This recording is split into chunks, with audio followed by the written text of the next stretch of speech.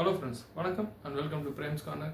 இன்றைக்கி வரலாற்று ஒரு முக்கியமான ஒரு சம்பவமான 1770ஆம் ஆண்டு பாஸ்டன் மசக்கர் அப்படின்ற சம்பவத்தை பற்றி தான் நம்ம இப்போ பார்க்க போகிறோம். இது ஒரு முக்கியமான ஒரு சம்பவமாக இருக்கிறதுனால இதை நான் உங்களுக்கு ஷேர் பண்ணணும்னு நினைக்கிறேன். பாஸ்டன் அப்படின்ற அந்த இடத்துல எல்லாம் அமைதியாக போயிட்டுருக்கப்ப அப்போ பிரிட்டிஷ் அமெரிக்காவை பிடிச்சு வச்சுருந்த காலகட்டம், பிரிட்டிஷ் காலனியாக அமெரிக்கா இருந்த காலம். அப்போ அமெரிக்காவில் ஒரு புது சட்டத்தை பிரிட்டிஷ்காரங்க கொண்டு வராங்க, டவுன்ஷெட் ஆக்ட் அப்படின்னு சொல்லிட்டு.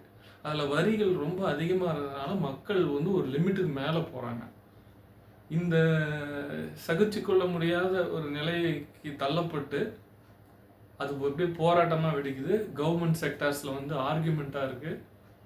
அப்புறம் ரோட்டில் இறங்கி போராடுறாங்க. இப்போ நம்ம இங்கே ஏதாவது போராட்டம்னு சொல்லி கல் எறிதல், அப்புறம் தள்ளு முள்ளு அந்த மாதிரியெல்லாம் நடக்க ஆரம்பிக்குது. ஒரு கட்டத்தில் வன்முறையாக அது வெடிக்குது. பல அரசாங்க ஊழியர்கள்லாம் தாக்கப்படுறாங்க அப்போ இருந்த பீரியடில் அமெரிக்காவில். அப்போது இந்த சூழ்நிலை ஒரு நிலைமைக்கு கட்டுப்படுத்த முடியாததுனால அரசாங்க அதிகாரிகள் என்ன பண்ணுறாங்க, துப்பாக்கி சூடு நடத்துகிறாங்க.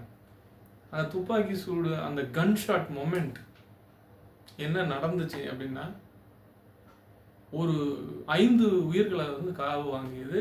இது சுதந்திர போராட்டம், அதாவது அமெரிக்கன் சுதந்திர போராட்டத்திற்கு வித்திட்டது அப்படின்ற சொல்கிற ஒரு முக்கியமான சம்பவம். டிஎன்பிசியில் கூட இந்த மாதிரி கொஸ்டின்ஸ்லாம் கேட்டிருக்காங்க. ஸோ இந்த ஒரு முக்கியமான சம்பவம் தான் இன்றைக்கி அமெரிக்கா போன்ற வல்லரசுகளாக இருக்கிற நாடுகள் வரலாற்றிலேயே ஒரு சின்ன சுயமரியாதை உணர்வு தான் இவ்வளோ பெரிய இன்றைக்கி அமெரிக்கா நம்பர் 1 சூப்பர் பவர் அப்படின்னு சொல்கிறோம். அந்த அளவுக்கு வளர்ந்துறதுக்கு ஒரு காரணமாக இந்த நாள் அமைஞ்சது. ஸோ அதை ஷேர் பண்ணிக்கலாம்னு நினச்சேன். தேங்க்யூ.